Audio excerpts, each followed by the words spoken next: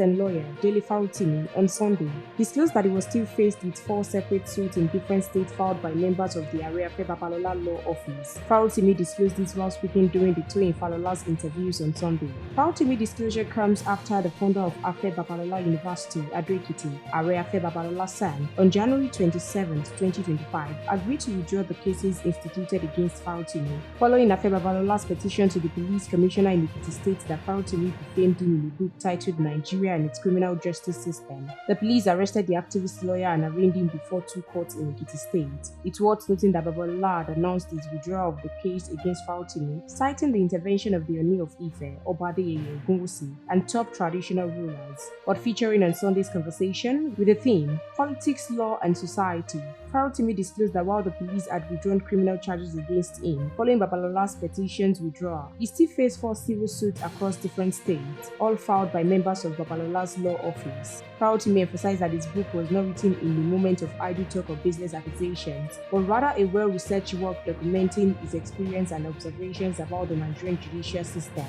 However, he dismissed claims that the controversy surrounding his book is a personal battle. Farotimi insisted that what is on trial is not his reputation, but the Nigerian legal system. We will continue to monitor the story for more news updates. Please stay tuned to NaijaNews TV.